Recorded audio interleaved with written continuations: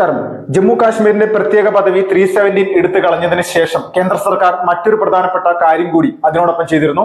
ജമ്മു കാശ്മീരിനെ 3 ഭാഗങ്ങളാക്കി വിഭജിച്ച് കേന്ദ്രഭരണ പ്രദേശങ്ങളാക്കി എന്നുള്ള ഒരു സംഭവമായിരുന്നു. അത് ലഡാക്കും കശ്മീരും ജമ്മുവും ഈ 3 സംവിധാനങ്ങളായിരുന്നു. ഇപ്പോൾ അതിനുശേഷം ഇപ്പോൾ 2-3 വർഷങ്ങൾക്ക് ശേഷം മറ്റൊരു പ്രധാനപ്പെട്ട കാര്യം ഇപ്പോൾ കശ്മീരിൽ നടക്കാൻ പോവുകയാണ്. തിരഞ്ഞെടുപ്പ്, നിയമസഭാ തെരഞ്ഞെടുപ്പുമായി ബന്ധപ്പെട്ടുകൊണ്ട് ഇപ്പോൾ അവിടുത്തെ സർവേ ഫലങ്ങൾ പുറത്തു വരുന്നുണ്ട്. BJPക്ക് ലഡാക്കിലോ അതോടൊപ്പം തന്നെ കശ്മീരിലോ കാര്യമായിട്ടുള്ള സ്വാധീനമൊന്നുമില്ല. പിന്നെയും കുറച്ച് സ്വാധീനമുള്ളത് ലഡാക്കിലാണ്. അതിനുശേഷം BJPയുടെ ഒരു ശക്തി കേന്ദ്രം എന്ന് പറയാൻ പറ്റുന്നത് ജമ്മുവാണ്. ജമ്മുവിൽ ഭൂരിപക്ഷം ഹൈന്ദവ സമൂഹമായതിന്റെ പേരിലാണ് വലിയ തരത്തിൽ പിന്തുണ ലഭിക്കുന്നത് എന്നുള്ള റിപ്പോർട്ടുകൾ അത് കുറെ നാളുകളായിട്ടുണ്ട്. പക്ഷെ ഈ മോദി സർക്കാർ 2014 അധികാരത്തിൽ വന്നതിന് ശേഷമാണ് കശ്മീരിലേക്ക് BJPക്ക് ഒരു ഗ്രൗണ്ട് തലത്തിൽ സംഘടനാ പ്രവർത്തനം ചെയ്യാൻ പോലും അവിടുത്തെ ആളുകൾക്ക് ഒരു ധൈര്യം വന്നു പോകുന്നു. അപ്പോൾ ഇത് പൂർണ്ണമായിട്ടും BJPയുടെ ഒരു പ്രവർത്തന ചിത്രം തന്നെ മാറ്റിയിട്ടുണ്ട്. ഇപ്പൊ വന്നിരിക്കുന്ന സർവേയുടെ അടിസ്ഥാനത്തിൽ 43 സീറ്റുകളുള്ള ജമ്മുവിൽ BJP 40 സീറ്റുകളും നേടും എന്നുള്ള രീതിയിലേക്കാണ് വരുന്നത്. അപ്പോൾ 90 അംഗ നിയമസഭാ സീറ്റുകളാണ് ഇപ്പോൾ കശ്മീരിലുള്ളത്. അപ്പൊ 90-ൽ 40 സീറ്റുകളും ജമ്മുവിൽ നിന്ന് BJP നേടുമെന്നുള്ള സർവേ വരുമ്പോൾ തന്നെ ഒരു കാര്യം വ്യക്തമാണ്. ഒരു കാരണവശാലും BJPയുടെ പിന്തുണ ഇല്ലാതെ മറ്റൊരു രാഷ്ട്രീയ പാർട്ടിക്ക് അവിടെ മുന്നേറാൻ പറ്റില്ല. 46 സീറ്റുകൾ ഉണ്ടെങ്കിൽ കശ്മീരിന്റെ ഭരണം പിടിക്കാം. BJP സഖ്യകക്ഷികളായിട്ടുള്ള പല ആളുകളും ജമ്മുവിലും ലഡാക്കിലും പല സ്ഥലങ്ങളിലും ചെറു രാഷ്ട്രീയ പാർട്ടികൾ ഇപ്പോ അവിടെ മത്സരിക്കുന്നുണ്ട്. അപ്പൊ ഇതിൽ കിട്ടുന്ന അല്ലെങ്കിൽ മറ്റുള്ളവർക്ക് ലഭിക്കുന്ന സീറ്റുകളുടെ അടിസ്ഥാനത്തിൽ BJP ജമ്മു കാശ്മീരിന്റെ ഭരണം പിടിച്ചെടുക്കാനുള്ള എല്ലാവിധ സാഹചര്യമുണ്ട്. നിലവിൽ നാഷണൽ ഹൂറിയത്ത് കോൺഫറൻസ് പോലെയുള്ള വിഘടനവാദ സംഘടനകളെ കൂട്ടുപിടിച്ചുകൊണ്ട് രാഹുൽ ഗാന്ധിയും കൂട്ടരും ഇന്ത്യ സഖ്യവും നടത്തിക്കൊണ്ടിരിക്കുന്ന കലാപരിപാടികൾക്ക് അന്ത്യം കുറിക്കാൻ വേണ്ടിയിട്ടുള്ള എല്ലാവിധ പരിപാടികളും ഇപ്പോൾ ജമ്മു കാശ്മീരിൽ BJP നേരത്തെ തന്നെ മുൻകൂട്ടി സെറ്റ് ചെയ്ത് വെച്ചിരിക്കുന്നു എന്നുള്ളതിലും തർക്കമില്ല. അപ്പോ കശ്മീരിനെ സംബന്ധിച്ച് വർഷങ്ങളായിട്ട് കർഫ്യൂ അല്ലെങ്കിൽ മറ്റ് ബന്ധുകൾ, വലിയ രീതിയിലുള്ള ഭീകരാക്രമണങ്ങൾ, പ്രക്ഷോഭങ്ങൾ, സൈനികരെ കല്ലെറിയുന്നു, അല്ലെങ്കിൽ പാകിസ്ഥാനിൽ നിന്ന് നുഴഞ്ഞു കയറി വന്ന് ഇന്ത്യൻ സൈനികരെ തന്നെ ആക്രമിക്കുന്നു, സാധാരണ ജനങ്ങളെ ആക്രമിക്കുന്നു, വ്യവസായ സ്ഥാപനങ്ങൾ എന്തെങ്കിലും പുതുതായിട്ട് വരുന്നുണ്ടെങ്കിൽ അത് ആക്രമിക്കുന്നു.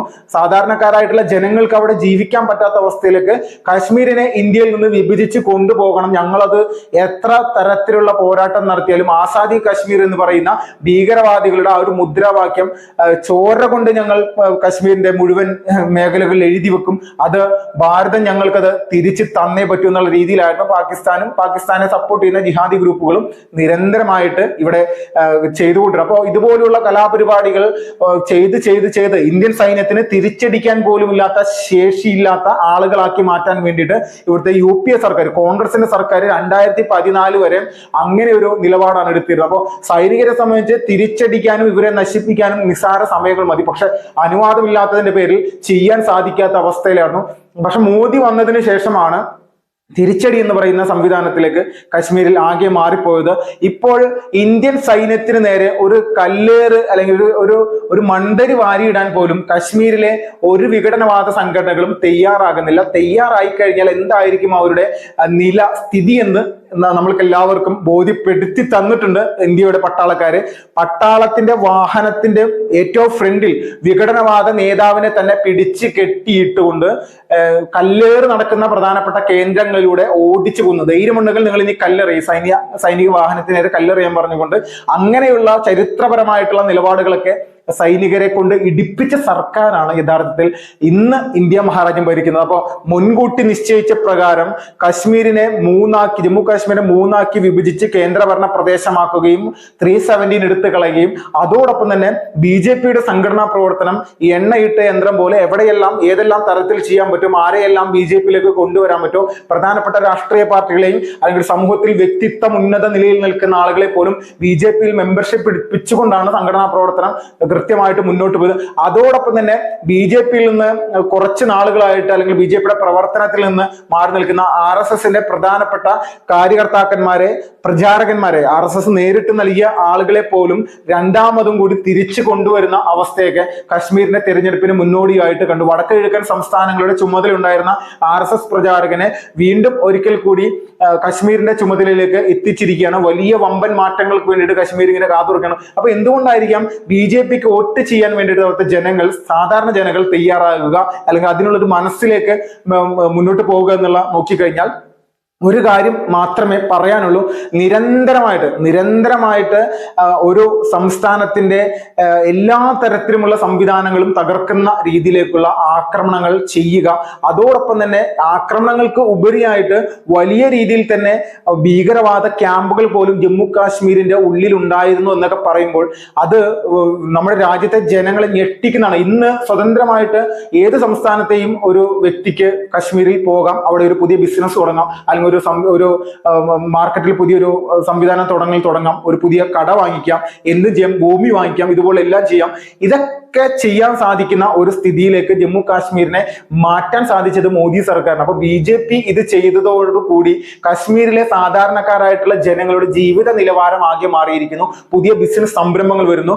ലോകത്ത് നിന്ന് മുഴുവൻ പല ആളുകളും കാശ്മീരിലെ സൗന്ദര്യം കാണാനായിട്ട് അവിടെ വരുന്നു. അവർക്ക് കൃത്യമായിട്ടുള്ള സുരക്ഷ ലഭിക്കുന്നു.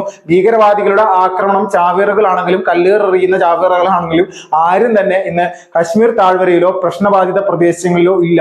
ആകെ ഉള്ളത് പാകിസ്ഥാൻ അതിർത്തിയിൽ നിന്ന് നുഴഞ്ഞു കയറാൻ വേണ്ടി അനന്ത്നാഗിലും അതോടൊപ്പം തന്നെ പുൽവാമ പോലുള്ള പല പ്രദേശങ്ങളിലും ഷോപ്പിയാനിലൊക്കെ ഇതുപോലുള്ള ആക്രമണങ്ങൾ നടത്തുക എന്നുള്ള നിലപാട് മാത്രമാണ് ഇപ്പോൾ നടന്നുകൊണ്ടിരിക്കുന്നത്. അത് ഇന്ത്യൻ സൈന്യം കൃത്യമായിട്ട് ഇതിനെ പ്രതിരോധിക്കുന്നുണ്ട്.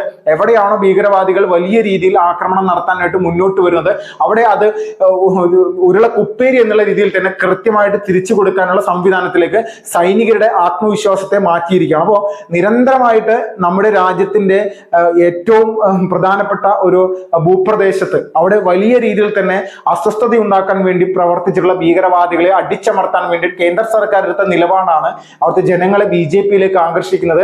ജമ്മുവിൽ പോലും BJPക്ക് ഒരു തരത്തിലുമുള്ള സ്വാധീനമില്ലാത്ത കാലഘട്ടങ്ങൾ കഴിഞ്ഞ 10 വർഷങ്ങൾക്ക് മുന്നേ വരെ ഉണ്ടായിരുന്നു.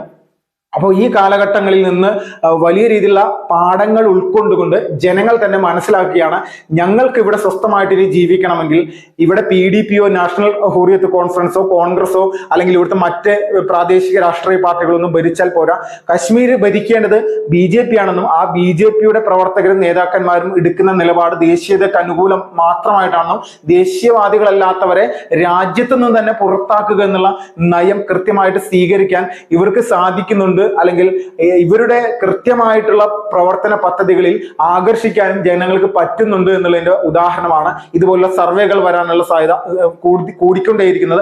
നിരന്തരമായിട്ട് കശ്മീരിന്റെ പ്രത്യേക സംവിധാനങ്ങൾ തകർക്കാൻ വേണ്ടി ശ്രമിക്കുന്ന ജിഹാദി ഗ്രൂപ്പുകളെ അടിച്ചമർത്താൻ സൈനികർക്ക് ആത്മവിശ്വാസം പകർന്ന സർക്കാർ അല്ലാതെ മറ്റാരാണ് കശ്മീരിന്റെ ഭരണത്തിലേക്ക് വരിക എന്നുള്ള നിലപാടിലേക്ക് ദേശീയവാദികൾ ചിന്തിച്ചു കഴിഞ്ഞാൽ ഇതിൽ അത്ഭുതമൊന്നുമില്ല. ഒരു പെൺകുട്ടി ഒരു ബൈക്കിൽ ഒരു ബുള്ളറ്റിൽ ഇരുന്നുകൊണ്ട് 2 കൈകളും വിട്ടുകൊണ്ട് ഞാൻ സ്വതന്ത്രയായി എന്നുള്ള രീതിയിലേക്ക് ഇൻസ്റ്റാഗ്രാമിൽ ഇട്ട ഒരു വീഡിയോ പോലും ലോകം മുഴുവൻ വൈറലായാണ്. അപ്പൊ കശ്മീരിൽ അത്രത്തോളം സ്വാതന്ത്ര്യമായി എന്നുള്ളതാണ് ആ പെൺകുട്ടി പോലും കണക്കാക്കുന്നത്. അത് ലോകത്തിന് മുന്നിൽ വിളിച്ചു പറയാൻ കാശ്മീരിലെ സ്ത്രീകൾക്ക് പോലും ഇന്ന് മടിയില്ലാത്ത അവസ്ഥയിലേക്ക് എത്തിച്ചത് നരേന്ദ്രമോദിയുടെ ഭരണ സംവിധാനമാണെന്നുള്ളതിൽ ഒരു തരത്തിലുള്ള തർക്കമില്ല. Vipin Lal, first report.